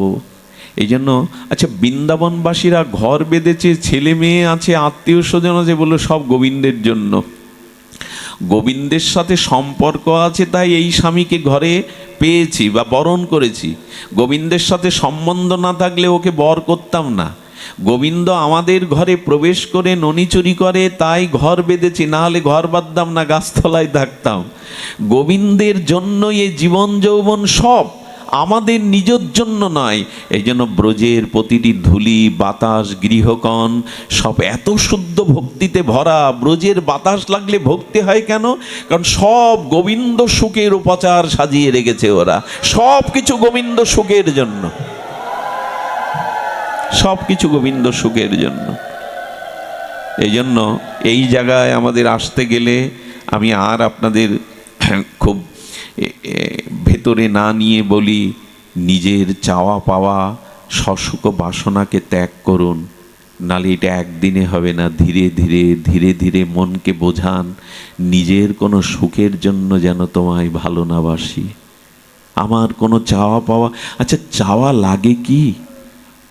তিনি কি জানেন না আমার কি প্রয়োজন? আচ্ছা, এর উত্তর আমরা তো সবাই দিতে পারি। ভগবান জানে না আমার কি প্রয়োজন? এই অনন্ত বিশ্ব ব্রহ্মাণ্ড তো আমার জন্যই উনি সৃষ্টি করেছেন। মায়ের বুকের দুধ যদি 3 মাস 4 মাস আগে ভগবান রক্তের মধ্যে দেয় আমার জন্য, আচ্ছা সন্তান যদি জন্মের সাথে সাথে বড় বড় দাঁত পেত, মায়ের ওই কোমল স্তন রক্তাক্ত হয়ে যেত, ওটাও ভগবান জানে। ওই সময় তার গালে দাঁতও থাকবে না, আর এমন খাদ্য দিতে হবে যা অমৃত সম, সেটা শক্ত নয়। এই চিন্তা যার মাথায়, তার মনে নেই আমার কি দরকার, চাইবার কি আছে? বাতাস তো কিনতে হয় না আপনার, অক্সিজেন তো কিনতে হয় না এই জগতে। বিদ্যুৎ বিল না দিলে কেটে দিয়ে যায় পল্লী বিদ্যুৎ। সূর্য তো বিল চাই না আপনার কাছে। কে দেয় সূর্যের আলো? কে দেয় অক্সিজেন? কে দেয় বাতাস? এই ধরিত্রীকে যে আপনাকে খাদ্য শস্য যোগাচ্ছে, সবই তো ভগবানের দান। কেন এইটা চেয়ে কেন অল্প পাবেন? একটা জিনিস বলি, চাইলে খুব কম পাওয়া যায়। আমি দেখেছি আমার জীবনে চাওয়াটা লস হয়ে যায়, ক্ষতি হয়ে যায়। চাইবেন না, পাওয়াটা তখন বেশি আসে। আমরা তো চেয়ে ভুল করে বসি, অল্প চাই। যা চাই অল্প চাই, তিনি যতটা দেবেন। এই জন্য কোনো ভক্ত বলে না, প্রভু আমি যা চাইছি তুমি দাও, আমার যা ভালো তাই তুমি দাও, আমার যাতে মঙ্গল হয়, যেটা তুমি ভালো বোঝো তাই দাও, কারণ আমি অল্প চেয়ে বসবো তোমার কাছে। তার উপরে দিয়ে দিন ভার। এই জন্য সসুখ বাসনা ত্যাগ করতে হবে, নিজের চাওয়া পাওয়া। একটু জগন্নাথের রথযাত্রা, তো আমরা জগন্নাথের একটা ভক্ত চরিত্র বলবো, যা চাওয়া পাওয়া নেই, তাদের ভক্তি কেন জগন্নাথ গ্রহণ করেছেন। আজ আর ব্রজভক্তির পথে যেতে পারবো না, শরীর অসমর্থ, তবু সামর্থ্য দিচ্ছে আপনাদের কৃপা। শুধু এইটুকু বলি, চাওয়া পাওয়া রাখেন না, মাঝখানে দেয়াল এসে যাবে। কি বলি জানেন, আমি আর আমাদের মাস্টারদা কোলাকুলি করছি, গায়ে জামা নেই, কিন্তু একটা জায়গায় মিশবে না। আমার গলে না উপবিত আছে, পইতে আছে, ওই সুতোগুলো তার অঙ্গের সাথে আমার অঙ্গে একটা সুতো থাকলেও মিশবে না পুরোপুরি 16 আনা। তো ভগবান আর আমার মাঝে চাওয়া পাওয়া থাকলে অতটুকু বাদ পড়ে যাবে, মিশবে না। সুতো থাকলেও বাদ পড়ে যাবে ওই জায়গাটা। কেমন জানেন, মনে আছে কৃষ্ণ ভক্ত সুদামার কথা? সুদামার কাপড়টা বীর জায়গায় ছেঁড়া। তার স্ত্রী সুশীলাকে সে 20 বছরে কোনো কাপড় কিনে দেয়নি। মাতার ঘোমটার কাজটা ছিঁড়ে গেছে, বাইরে যেতে পারে না। 4 সন্তান, কিন্তু প্রায় উপবাস করে থাকে। সুশীলা বললেন, তোমার বন্ধু না কৃষ্ণ? যার বন্ধু দ্বারকাধীশ ভগবান কৃষ্ণ, আচ্ছা তুমি তাকে একটু বলতে পারো না? সুদামার হাড় বেরিয়ে গেছে, সমস্ত গায়ে ধুলাবালি মাখা, ভিক্ষা করে খায়, কাপড়টা বীর জায়গায় ছেঁড়া, তালি দেওয়া। বললেন, সুশীলা, অবন্তীনগরে সন্দীপনী মুনির আশ্রমে আমরা যখন বিদ্যার্থী ছিলাম, তখন কৃষ্ণ মাঝে মাঝে আমার হাত ধরে ডেকে বলতো, তুই আমি বন্ধু হয়ে যাই। সুদামা রে, আয়, তুই আমি বন্ধু হয়ে যাই। সুদামা হাত ছেড়ে দিয়ে বলতো, রাজার সাথে ভিখারির বন্ধুত্ব হয় না রে। তুই রাজা, আমি তো ভিখারি, ভিখারির সাথে রাজার তো বন্ধুত্ব হয় না। কৃষ্ণের সম্ভব নয়। কৃষ্ণের চোখের চিকচিক করে ওঠে জল। মাঝে মাঝে হাত জড়িয়ে ধরে বললেন, তোর মতো বন্ধু পাবো না, একবার আমাকে স্বীকার কর। কৃষ্ণের চোখের জল দেখে বলে, আমি রাজি আছি রে, একটা সত্য মানতে হবে তোকে। শোন কৃষ্ণ, জীবনে কখনো তুই আমাকে কিছু দিতে পারবি না, আর আমি তোর কাছে জীবনে কোনো কিছু চাইব না। এই সত্যে রাজি থাকলে বন্ধুত্বে রাজি আছি। আপনারা চিন্তা করতে পারেন, যার বন্ধু দ্বারকার রাজা, 56 কোটি যদু বংশ, সোনার পালঙ্কে গোবিন্দ শয়ন করে, তার বন্ধু সুদামার বাড়িতে প্রায় অন্ন ওঠে না, সন্তানরা উপবাস করে থাকে, চাইতে পারে না। বলে, একবার যাও না। বলে, কোনোদিন আর ও কথা বলবে না। আমার বন্ধুর কাছে তার সুখ, সে সুখে আছে, ওটাই আমার আনন্দ। সে রাজা হয়েছে, ওটাই আমার আনন্দ। ও তো আমাকে ভালো রেখেছে, ভাগ্যের দোষ দেয় না। একদিন স্ত্রী বললে, এক কাজ করো না, আচ্ছা তুমি কিছু না চাও, বন্ধুকে দেখতে ইচ্ছা করে না তোমার? বলে, এতদিন পরে একটা মূল্যবান কথা বলেছ, প্রাণ চাই, চোখ চাই, তাকে একবার দেখে আসি। বলে, তাই যাও না। মনে করছে কি, কৃষ্ণ গেলে তো ফিরাবে না, তো ওকে যে করে হোক কৃষ্ণের কাছে পাঠাতে হবে। বলে, দেখো কিছু চাইতে হবে না, তুমি এমনি একটু। বলে, এতদিন পরে একটা মনের কথা, কতদিন দেখিনি কৃষ্ণকে, কেমন মানিয়েছে তাকে রাজমুকুট, একটু দেখে আসি। বললো, যাবো তো, বন্ধুর কাছে যে খালি হাতে যেতে নেই। বললেন, এক কাজ করো, একটু দাঁড়াও, আমি ব্রাহ্মণ পল্লীর থেকে দুমুটো কিছু পাই কিনা দেখি। দুমুটো চিড়ে চিপিটক ভিক্ষা করে পেয়ে, আচ্ছা দেবে কোনো পাত্র নেই জানেন, একটা ময়লা কাপড়ে বেঁধে দিয়েছে, কাপড়ের ভাঙায়, ওই ছাড়া তো ঘরে কিছু নেই। ওটা লুকিয়ে লুকিয়ে নিয়ে যাচ্ছে, আর মাঝে মাঝে চোখে জল পেটছে। তুমি চিড়ে দিয়েছ?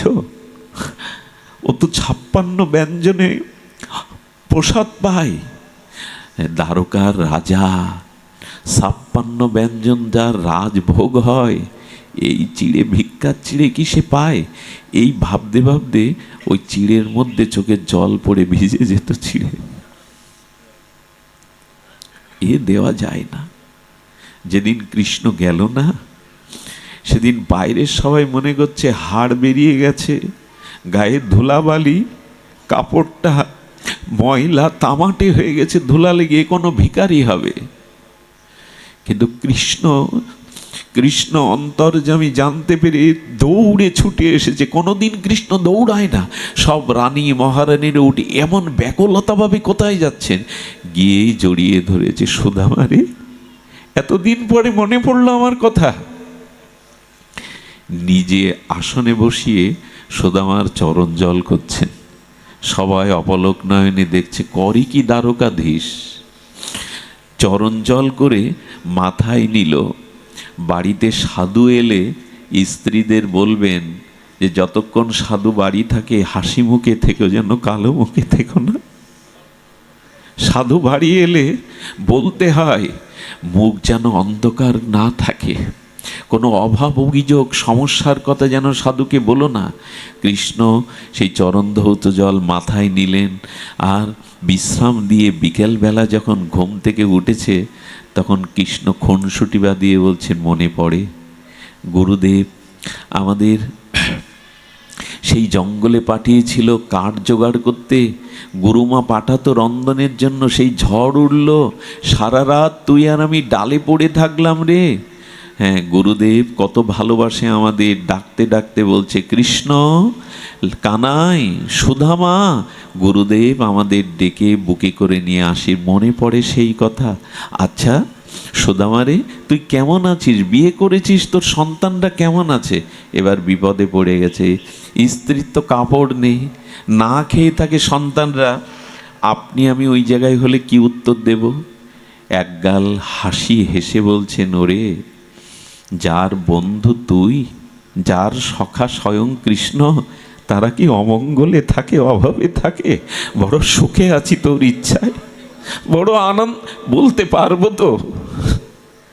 ভক্তি হলো এটাই, তোর ইচ্ছায় খুব ভালো আছি।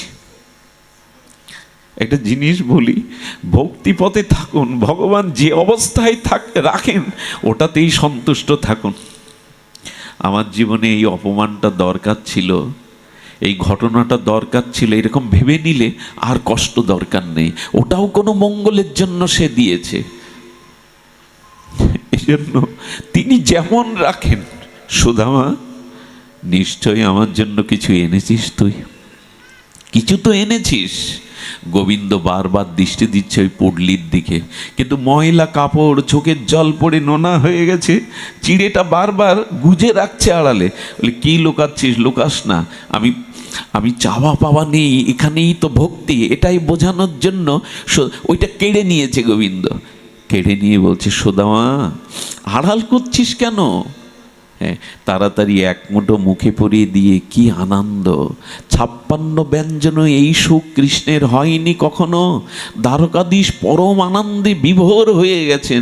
ও সুদামা, অনেক কিছু তো 56 ব্যঞ্জন রাজভোগ পেয়েছি, এই চিড়ের মধ্যে কি দিয়েছিস তুই? আরে এত আস্বাদন তো আমি পাইনি কোনো দিন। তবে শোন, আগামী লীলাতেও তুই এরকম ভিখারি হ, আমি যেন তোর ভিক্ষার ঝুলির পাত্র থেকে এমন মধুর আস্বাদ্য প্রেমময় বস্তু আস্বাদন করতে পারি। গোবিন্দের এই আশীর্বাদে সুদামা পরের যুগে, এই কলিযুগে কে হয়েছিল জানেন? শুক্লম্বর ব্রহ্মচারী, উনিও ভিক্ষা করতেন। আচ্ছা, ভগবানকে ভালোবাসবো জন্ম জন্ম ভিখারি হতে? এই জায়গায় ভক্তি। ভিখারি তোমার জন্য হতে পারি, তোমার জন্য ভিখারি হতে পারি, এটাই ভক্তি। তুমি যদি শুক্লম্বর 3-4 বারই ভিক্ষা করে যাচ্ছে, থলেতে তার চালগুলো কাকর মেশানো, ধান মেশানো আছে, ভিক্ষার চাল। গৌর হরি নৃত্য করতে করতে ওই থলের মধ্যে মুষ্টি দিয়ে চাল চিবাতে শুরু করে, আরে রাখো রাখো গৌর হরি, ওতে কাকর আছে, ধান আছে, এ তোমার সেবার উপযোগী নয়। সচিমা তোমাকে কত আদর করে বিষ্ণুপ্রিয়া রন্ধন করে দেয়, এটা কেন চিবাচ্ছ? চিবাতে চিবাতে প্রেমানন্দে অশ্রুপুলকে বলছেন, আমি বুঝতে পারি না রে শুক্লম্বর, ভক্তের পাত্রেও এত মধুরতা থাকে, ভক্তি থাকে, ভক্তের পাত্রও এত মধুর হয়, ওই ভিক্ষার ঝুলির মধ্যে এমন কি মিশানো আছে রে? এত আমি আজ বড় আনন্দ পেয়েছি, একটা বর চাও। এই দেখুন ভক্তি কাকে বলে। বলি, তোমার চরণ পেয়েছি, আত্মজগতে কিছু চাওয়ার নেই। বলে, ও কথা বললে হবে না, আজ আমি বড় আনন্দিত, তোমাকে একটা বর দিতে চাই। কি বর দিলে জানেন? গত জন্মেও যে বর দিয়েছেন গত লীলায়, এই লীলাতেও বললেন, তুমি জন্ম জন্ম ভিখারি হও। আমাদের ভগবান কিছু একটা আলাদা, ধর্মকর্ম করছে, ভজন করছে, বলছে ভিখারি হও। এই হলো আমার গৌর হরি। মহাপ্রভু তখন মহাপ্রভু না, নিমাই পণ্ডিত, এত উদ্ধত্ত। একজন বসে আহ্নিক করছে, সরোদনী গঙ্গার তীরে নিমাই ঝাঁপ দিয়েছে, আর তার পায়ের জল গিয়ে ব্রাহ্মণের গায়ে লেগেছে। ব্রাহ্মণ তাকিয়ে বলছেন, এই অপবিত্র ধরে অভিশাপ দিচ্ছি, তুই আমার উপাসনা নষ্ট করে দিলে, তোর সংসারের শোক নাশ হয়ে যাক, তুই রাস্তায় কেঁদে কেঁদে বেড়াবি। নিমাই তখন আনন্দে বলছেন, এই আশীর্বাদটা তো এতদিন চাইছিলাম, ওগো ঘরের সুখ যেন আমার না হয়, কবে কৃষ্ণ বলে রাস্তায় রাস্তায় কাঁদতে পারবো। এটা অভিশাপ নয়, আশীর্বাদ।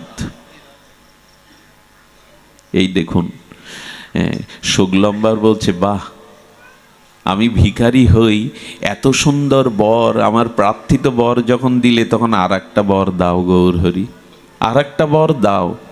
বলি চাও।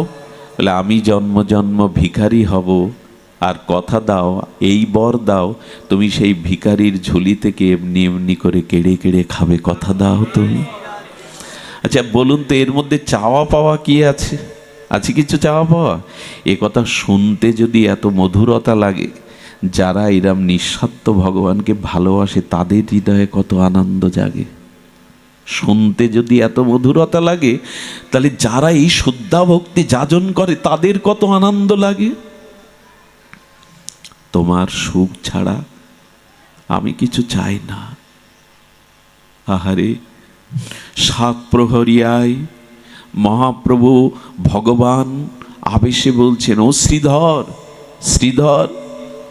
প্রতিদিন বাজারে যেতেন মহাপ্রভু, নবদ্বীপের ঘাটে খোলা বেচত, থোড় বেচত, মোচা বেচত শ্রীধর।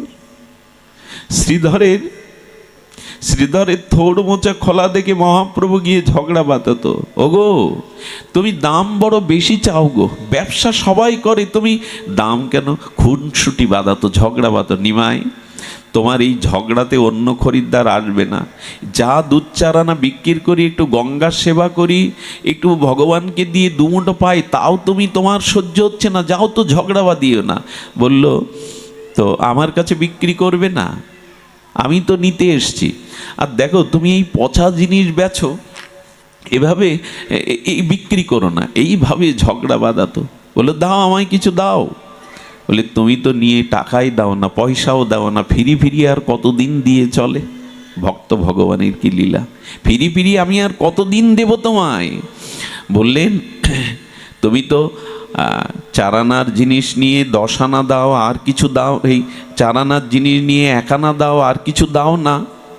মহাপ্রভু তখন বললেন, আচ্ছা তুমি ঝগড়া না দিয়ে এই নাও, এই থোড় নিয়ে যাও, এই মোচা নিয়ে যাও। এইভাবে দিতেন। কোনো দিন কিছু দিতেন, কোনো কিছু দিতেন না। ভগবানের কি থোড় মোচা কেড়ে নেওয়ার কথা? ওগো, আমার ভক্ত বসেছে আমার সেবার জন্য, ঝগড়া করে খুনসুটি করে অল্প দিয়ে তার কাছ থেকে নিতেন। এই জন্য আমার মহাপ্রভু থোড় মোছা বড় ভালোবাসে। ওইটা দেখলে শ্রীধরের কথা মনে পড়ে। শ্রীধরের বাড়িতে খড় নাই, রোদ বৃষ্টি ওর মধ্যে পড়ে, শ্রীধরের বাড়ির ঘরের চালে খড় নাই। মহাপ্রভু একদিন গিয়ে দেখছে ঘরের জল পান করবার কোনো ভালো পাত্র নাই, বাইরে সোপানের ওপর, মানে ওই পোটের ওপরে একটা জরাজীর্ণ লোহার পাত্র 3-4 জায়গায় কর্মকারের কাছ থেকে তালি দেওয়া, ওতে জল, ওই জল ঢকঢক করে পান করছেন গৌর হরি। নৃত্য করতে করতে বলছেন, ও শ্রীধর, তোমার লোহার পাত্রেও এত প্রেম মাখানো? ভক্তগণ, ভক্তের পাত্রেও প্রেম থাকে। এই দেখো, শ্রীধরের পাত্রে যারা পান করবে জল, তাদেরও কৃষ্ণ ভক্তি হবে। এ কথা আবেগের নয়, ভক্তের পাত্রটাও। আমি অনেককে দেখেছি, গুরুদেব যে আসনে চরণ রাখেন, অনেক শিষ্য গিয়ে ওই আসনটা মাথায় ঘষে, ওই চরণ পড়ে যেত, ওখানে ভক্তি কণিকা মেশানো আছে, ভক্তি কণিকা মেশানো আছে। অনেক ভক্ত দেখবেন, এখান থেকে সবাই যখন চলে যায়, তখন সবার অন্তরালে জামাটা খুলে এই ধুলায় গড়াগড়ি দিয়ে দেয়। কোনো না কোনো ভক্ত তো চরণ ধুলি এখানে রেখে গেছে, তার ওই ধুলিতে আমার প্রেম হবে, অনুরাগ হবে, প্রীতি হবে, সে ওখানে গড়াগড়ি দেয়। ভক্তের পাত্রের মধ্যেও প্রেম থাকে। এই জন্য ভগবানকে বলবেন, তোমাকে পায় আর না পায়, তোমার কোনো প্রিয় ভক্তকে যেন এ জন্মে একবার পায়, তার সঙ্গ যেন একবার পায়, একবার যেন পায়, এছাড়া হবে না। শ্রীধরকে বলছেন সাত প্রহরী মহাপ্রভু শ্রীধর, আমি তোমাকে অষ্টসিদ্ধি দিয়ে দিতে পারি, রাজার রাজা হয়ে যাবে। শ্রীধর তুমি বলো কি চাই? তোমার ঘরের চলে খড় নেই, কিছুই নেই। শ্রীধর বলছে তোমার চরণ ছাড়া যে কিছু চাই না গৌর হরি, আমার এই জগতে ওই জগতে কোনো কিছু চাই না, তোমার চরণ ছাড়া আমি অন্য কিছু চাই না। বলে শ্রীধর তা কি হয়? তোমার বড় অভাব, তোমার ঘরের চালে খড় নেই, থোড় মোচা খোলা বেছে কেউ দেয় কেউ দেয় না। হ্যাঁ, বললেন গৌর হরি, যদি কিছু দিতে চাও তোমার অষ্টসিদ্ধি দিতে হবে না, ঐশ্বর্য দিতে হবে না। হ্যাঁ, তুমি এক কাজ করো, জন্ম জন্মে আমাকে থোড় খোলা বেচার ব্যাপারী করে দাও, আর জন্মে জন্মে এই থোড় মোছা তুমি কেড়ে কেড়ে খাবে, কেড়ে কেড়ে নেবে, ঝগড়া করবে, আমাকে এই প্রেম দাও। পারে না মহাপ্রভু এদের বড় করতে? পারে। সেবা।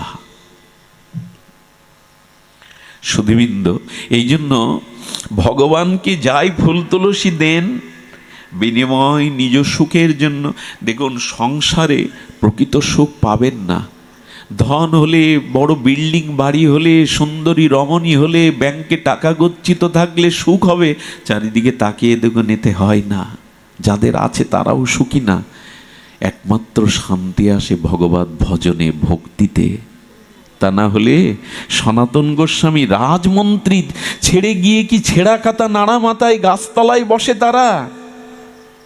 রাজমন্ত্রী সনাতন কি পেয়েছিল ওর মধ্যে? তাই যতদিন শুদ্ধ ভক্তির দুয়ারে না পৌঁছাচ্ছি ততদিন আমাদের এই হৃদয়ে প্রকৃত আনন্দ পাব না। দেখবেন যেদিন কৃষ্ণ বলে দুফোঁটা চোখের জল ফেলতে পারেন, ওই সময় যে শান্তি, এই শান্তি জগতে কোনোখানে পাবেন না। ভগবানের জন্য যদি নিঃস্বার্থ দুফোঁটা প্রেমশ্রু ফেলতে পারেন, ওই শান্তি এ জগতে কোনো বস্তু দিয়ে পাওয়া যাবে না, কোনো বস্তু দিয়ে পাওয়া যাবে না। এই জন্য তার সেবার জন্য আমি পরমেষ্টি দর্জির কথা বলি। জগন্নাথকে একটু স্মরণ না করলে পড়তে ব্যয় হবে। এটা রথযাত্রার সময় চলছে গুন্ডিচায়। পরমেষ্টি বলে দিল্লিতে এক দর্জি ছিল, জানেন? এই দর্জির হস্তশিল্প এমন সুনিখুঁত, চারিদিকে ছড়িয়ে পড়েছিল। দিল্লির তখন মুসলিম সম্রাট, সেই মুসলিম সম্রাট দামি দুটো মগমলের কাপড় পাঠিয়েছে ইরান থেকে আনা, আর তাতে মণিমুক্তা খচিত বাঁধানো, বলেছে দুটো টাকিয়া বালিশ তৈরি করতে। মন্ত্রী পাঠিয়ে বলছেন, সম্রাট পাঠিয়েছেন দিল্লির শহর, খুব ভালো করে করে দিতে পারলে ইমাম, হ্যাঁ কি যেন বকশিস পাবে, ইমাম পাবে নাকি ইনাম, যাই হোক পুরস্কার পাবে। যাও সুন্দর করে তৈরি করো। যখন ওই মকমলের তারকার মতো মণিকাঞ্চন খচিত দুটো টাকিয়া বালিশ তৈরি করেছে, ওই দিন রথযাত্রা, ওই দিন রথযাত্রা। জগন্নাথের ভক্ত তো মনে মনে ওই বালিশটা হাতে নিয়ে বলছে, এটা যদি আমার জগন্নাথের সেবায় লাগতো। ওই যে পহণ্ডি বিজয় হয় না, জগন্নাথকে যখন রথে তোলে দেখবেন কেমন সিঙ্গার করে দুলে দুলে তোলে। এবছর একটা ঘটনা ঘটেছে, আপনারা শুনেছেন কিনা জানি না। জগন্নাথ 2 ঘন্টা মতো আটকে ছিল, ওঠেনি। তার মানে ওই পাণ্ডারা যখন নিয়ে আসছে, উনি এক এক লীলা করে বসেন, সাক্ষাৎ লীলাময়। তো উনি এত ভারী হয়ে গেছেন যে শত শত পাণ্ডারা বলে জগন্নাথ উঠবে পরে, 2 ঘন্টা পর উঠল। এখনো এই লীলা হয়, এখনো সাক্ষাৎ প্রকট লীলা হয় এই উৎকলে। ওই পহণ্ডি বিজয়ে দুলতে দুলতে আসে, ওর নিচে একটা নরম বালিশ দেয়। তো জগন্নাথের ওই দুলছে তো বালিশটা ফেটে গেছে। আর ও দিল্লি থেকে, কোথায় দিল্লি আর কোথায় পুরী, উৎকল, হ্যাঁ জগন্নাথ ক্ষেত্র, ওই বালিশটা ফেটে গেছে। সঙ্গে সঙ্গে জগন্নাথ এই বালিশটা নাও না। ওই এইখান থেকে মনে মনে বালিশ এগিয়ে দিয়েছে, যাও না জগন্নাথ, এর ওপরে বসো, সুখ হবে। বালিশটা জগন্নাথ নিয়েই নিয়েছে। কোনো গল্প শোনাচ্ছি না আপনাদের। ভক্তি এমন শক্তি ধরে, কোথায় দিল্লি আর কোথায় পুরী ধাম, 500 কিলোমিটার দূরেরও বেশি, বালিশ নিয়ে জগন্নাথ বসে গেছে, আনন্দে নেচে উঠেছে। আহা, এত সুন্দর জিনিসটা আমার জগন্নাথের সেবায় লাগলো। ওই দিন ডেলিভারি দেওয়ার দিন মন্ত্রী এসে বলছে, চলো। একটা বালিশ নিয়ে সম্রাটকে বলছেন, এই নিন। বলল টাকিয়া তো দুটো, আর একটা কোথায়? বললেন অপরাধ ক্ষমা করবেন বাদশাহ, আমি সারা জীবন আপনার বাড়ি চাকরগিরি করব, কিন্তু আর একটা জানতে চাইবেন না।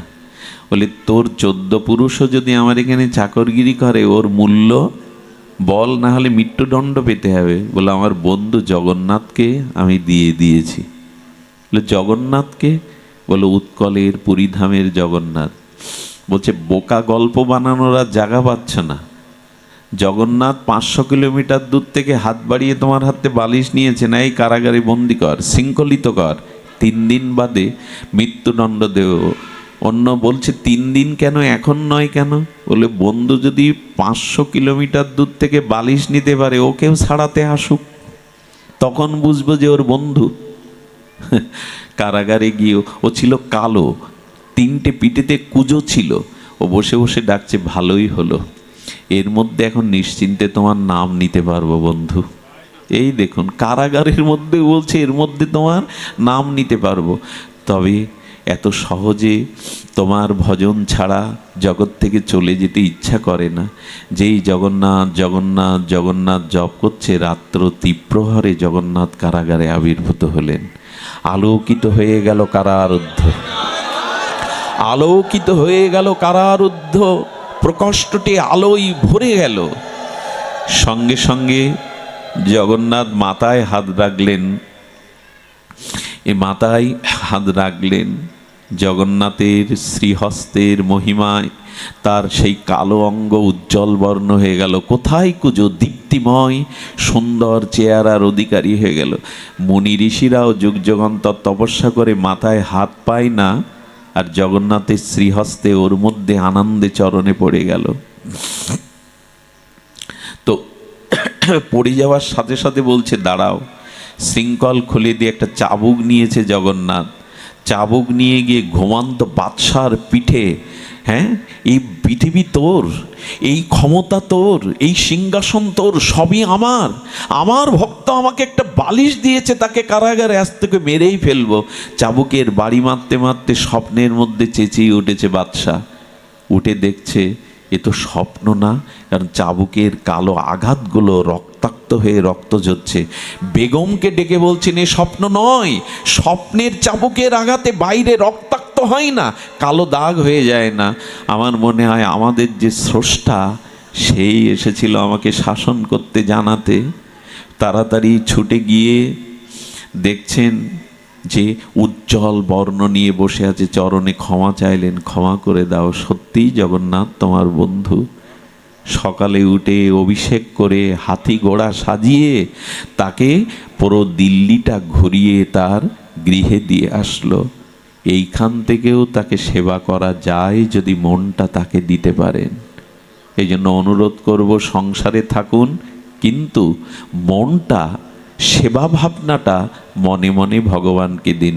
বাহ্য অন্তর ইহা দ্বৈত সাধন, বাহ্য সাধক দেহে করে শ্রবণ কীর্তন, মনে নিজ সিদ্ধ দেহ করিয়া ভাবন, রাত্রি দিন করব যে রাধা কৃষ্ণের সেবন বা চিন্তন। দুটো সাধন, এই বাহ্যিকভাবে শ্রবণ কীর্তন, আর অন্তরে মনে মনে ব্রজের যুগলের সেবা, মহাপ্রভুর মনে মনে, বাড়িতে বসেই মনে মনে তার সেবা করুন। এই বাহ্য অন্তর, এই দুটো সাধন। আজকে শ্যামাল বাবা তার বড় দাদাজির পরিবারের পিতার মৃত্যুবার্ষিকী। একটা কথা বলি, মৃত্যুকে ভুলে যায়েন না। এই মৃত্যুবার্ষিকীতে আসলে আমি মৃত্যুর কথা মনে করি কেন জানেন? মৃত্যুকে যারা ভুলে যায় তারা রাক্ষস হয়। মৃত্যুকে যারা ভুলে যায় কি হয়? রাক্ষস হয়, দৈত্য হয়। প্রমাণ নেবেন? রাবণ মনে করতো আমি মরব না, এই জন্য রাক্ষস হয়ে গেল। আর হিরণ্যকশিপুর মতো আমি মরব, আমি এমন বর নিয়েছি, আমার মৃত্যু নেই, এই জন্য দৈত্য হয়ে গেল।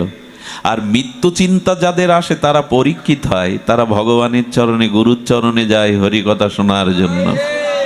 এই জন্য মৃত্যুটাকে স্মরণ করুন। মৃত্যু ভুলে গেলেই কিন্তু রাক্ষস হয়ে যাব, কারণ মরবো না আমি, তখন ভোগী হয়ে যাব।